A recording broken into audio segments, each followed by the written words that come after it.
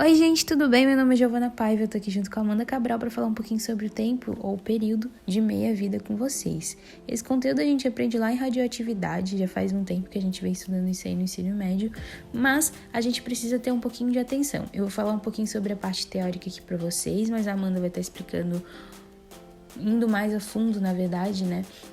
Com cálculos, com exercícios aí, mostrando as formulazinhas pra vocês. É difícil, gente. Ninguém gosta de uma fórmula, ninguém gosta de um cálculo. Gente, eu sei. Mas vocês vão tirar de letra, ok? Então, vamos lá. Então, gente, eu vou estar falando agora um pouquinho mais da parte teórica pra vocês, como eu já disse ali na introdução. Tempo de meia-vida, o período de meia-vida, né, como eu tava aí falando para vocês, a gente vai entender realmente com os cálculos. Mas agora eu preciso que você preste atenção aqui nesse contexto para você entender o que é, né? E por que é feito tudo isso, né? O que é esse processo aqui de meia-vida dentro da radioatividade. O período de meia-vida ou o tempo de meia-vida, ele é o período de desintegração. Você já vai entender por que eu vou falar muito essa palavra de desintegração, semi-desintegração, desculpa.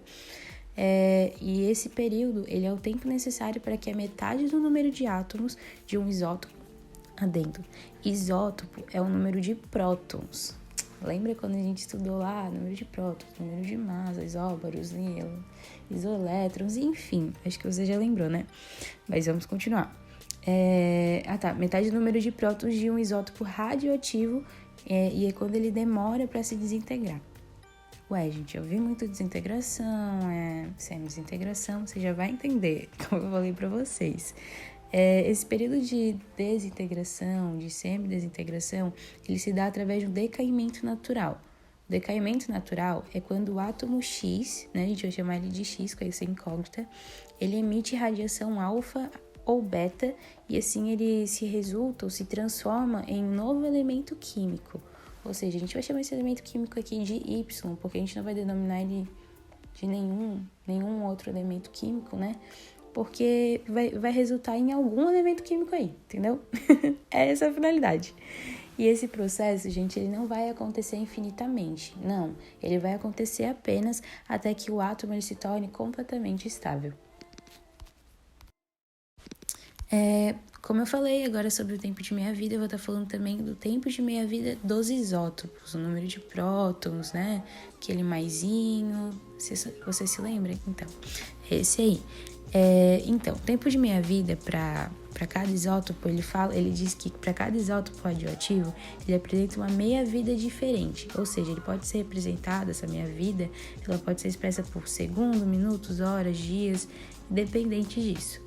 E aí eu vou estar mostrando agora para vocês aqui uma tabelinha do que é correspondente, né, a cada elemento químico em tempo de meia-vida, no caso, né, em anos, minutos, segundos, como você quiser chamar. Essa tabelinha a gente não precisa decorar, mas é só para que a gente entenda aqui mais ou menos, né, antes de fazer os cálculos e como muitas vezes vai se apresentar até em exercícios pra gente, ok? Ela é meramente ilustrativa.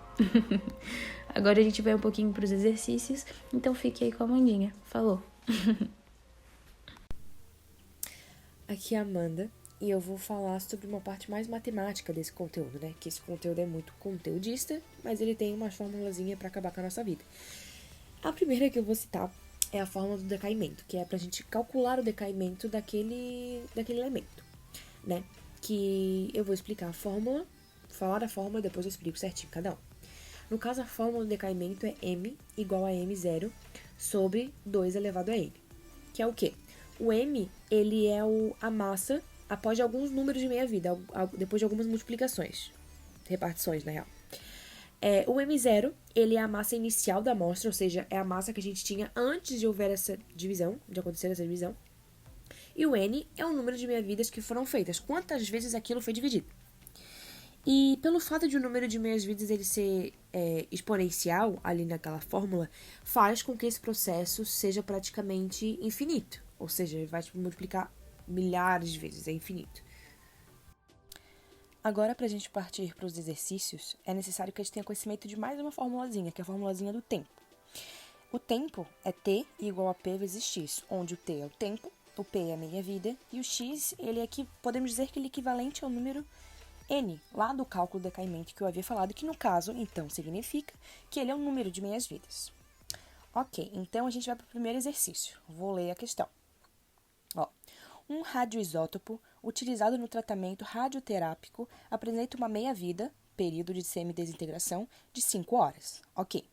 Se um técnico utilizar uma massa de 50 gramas no tratamento de um paciente, após quantas horas a massa seria reduzida para 6,25 gramas? Para que a gente chegue ao número de horas necessárias, primeiro a gente tem que ir lá calcular o número de meias-vidas que foram necessárias para ir de 50 gramas até 6,25 gramas, né? Porque nesse meio período, nesse meio tempo, tiveram essas divisões de meia-vida. E para isso, a gente vai usar a fórmula de decaimento, que é M igual a M0 dividido por 2 elevado a N. Indo lá, voltando ao nosso exercício e analisando, a gente pode dizer que o 6,25 ele é a nossa massa final, né? É a massa que a gente quer chegar. Portanto, ele é o nosso M, o Mzão. Os 50 gramas, que é a inicial, é a nossa massa inicial, a gente pode dizer que é o M0, que é a massa inicial. E quando a gente coloca tudo isso na fórmula, a gente vai começar a calcular a nossa equaçãozinha matemática normalmente. Como a gente faz ali a continha, a gente chega a 2 elevado a x igual a 8. Por conta disso, a gente vai representar o 8 como um número elevado também, para poder cortar as bases. Então, a gente vai representar o 8 como 2 elevado a 3, porque 2 vezes 2 vezes 2 é 8. Então, quando a gente corta, dá x igual a 8. Beleza, encontramos o x. Agora sim, a gente vai calcular o tempo, que é aquela fórmula que eu falei, que é t igual a p vezes x. Voltando lá no exercício, a gente pode dizer que o P ele é o nosso número 5, porque são as nossas meia-vidas que aconteceram, e o X é o 8 que a gente acabou de achar ali na conta anterior. Fazendo a continha de novo, normalmente a equação, a gente chega a 15 horas. Portanto, podemos dizer que a resposta é letra C, 15 horas.